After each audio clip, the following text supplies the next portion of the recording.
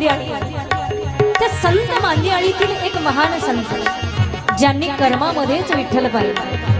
विठ्ठल जळी स्थळी भरला, रीता ठाव नाही उरला, या युक्तीप्रमाणे ज्यांनी कांदा मुळा बाजीमध्येच विठ्ठलाचं स्वरूप पाहिलं असे संत शिरोमणी सावता महाराज। धन्य ते आरळ रत्नाची खान, जन्मला निदान सावता। रत्नाची खान सांगितलं खान, पण रत्नाची खान हा शब्द केवळ सावता महाराजांसाठी नाही तर कोणासाठी? त्यांच्या कुळामध्ये जेवढे महान भगवत भक्त झाले, त्यांचे वडील, त्यांची आई, त्यांचे आजोबा जे महान भगवत भक्त होते त्यांना रत्नाची खान म्हटले। आणि त्या खाणीमध्येच असं एक रत्न सापडलं मैबा, ते रत्न म्हणजे संत शिरोमणी सावता महाराज। म्हणून त्यांच्या कुळाला धन्यता दिली।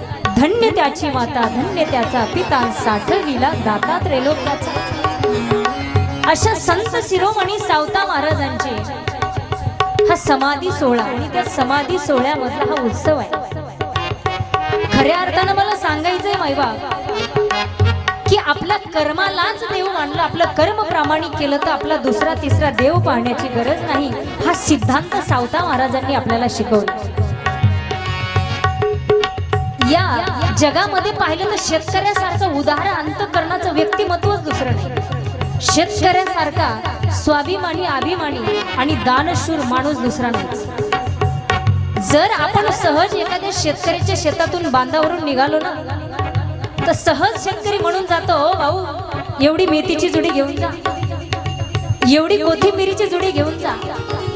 असा कोणता दुकानदार आहे तुम्हाला जाता जाता म्हणला एवढी पाव किलो साखर घेऊन जा?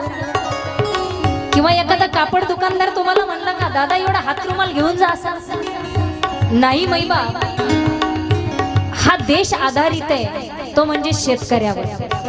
हे जे तुम्हाला वैभव दिसतंय ना, हे वैभव गावागावामध्ये सप्ताह होतात हे केवळ शेतकऱ्यांच्या जीवावर। म्हणून या देशातला शेतकरी हा सुखी समाधानी राहिला पाहिजे, याच्यासाठी भगवंताकडे आपण प्रार्थना करू की देवा या बळीराजाच्या जीवनामध्ये कुठल्याही गोष्टीची कमी पडू नये। आणि आजकाल शेतकऱ्याचे दिवस येणार आहेत ना, अगदी थोड्या दिवसाचं भविष्य मी तुम्हाला सांगणार आहे।